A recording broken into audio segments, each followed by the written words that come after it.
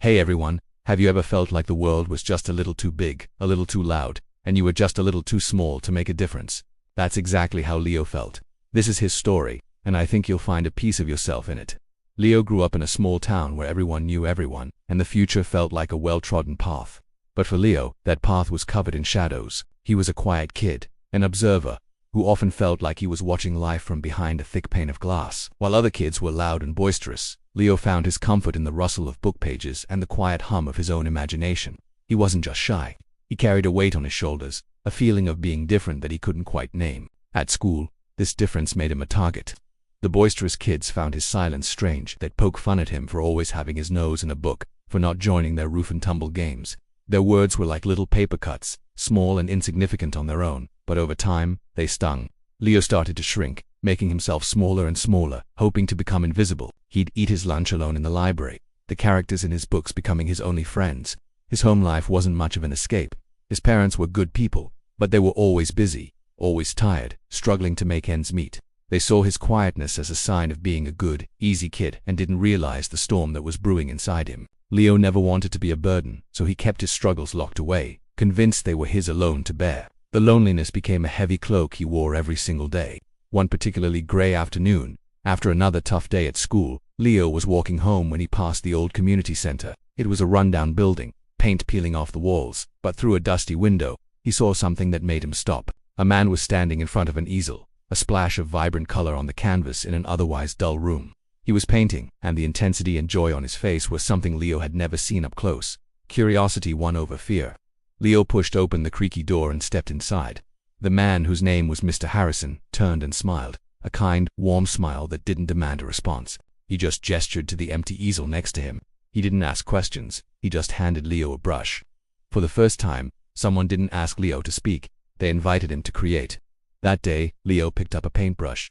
He was clumsy at first, the colors bled together, and the shapes were all wrong, but it didn't matter. With each stroke, a little bit of the weight on his chest seemed to lift. He painted the grayness he felt, the loud noises of the schoolyard, the silent dinners at home, and then he started adding colors of bright yellow for the kindness in Mr. Harrison's eyes, a deep blue for the calm of the library, a fiery orange for the heroes in his books.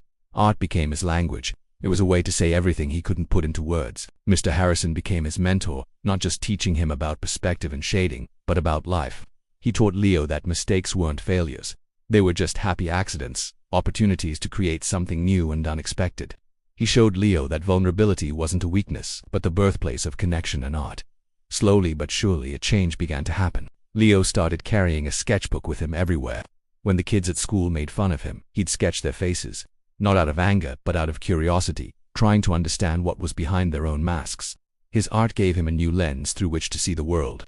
He started to see the beauty in imperfections, the stories in people's faces, the light breaking through the cracks. His confidence grew, not in a loud, boisterous way, but in a quiet, steady way. He entered the school's annual art fair. He was terrified. His hands shook as he hung his painting a self-portrait. It wasn't a perfect, smiling image, it was him. One side of the face was in shadow, filled with dark, swirling colors representing his fear and loneliness. But the other side was bathed in light, with vibrant colors bursting forth from his eyes. People stopped, they looked. They didn't just see a painting, they saw a story, they saw his story.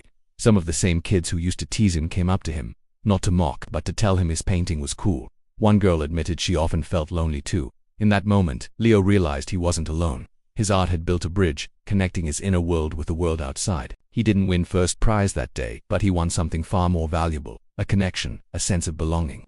The path ahead for Leo wasn't suddenly easy. Life is never that simple. There were still hard days, moments of self-doubt, but now, he had a tool, a voice. He had his art. He learned to communicate with his parents, showing them his paintings and explaining what they meant. They were shocked, then filled with a deep understanding and regret for not seeing his pain sooner. Their family dynamic started to heal, built on a new foundation of open communication. Years passed. Leo finished high school and went on to art school. He became an artist, not just as a profession but as a way of life. His work was known for its raw emotion and its honest portrayal of the human experience. He started teaching workshops at community centers, just like the one where he met Mr. Harrison. He'd look for the quiet kids, the ones hiding in the corners, and he'd hand them a paintbrush, offering them the same silent invitation that had saved him.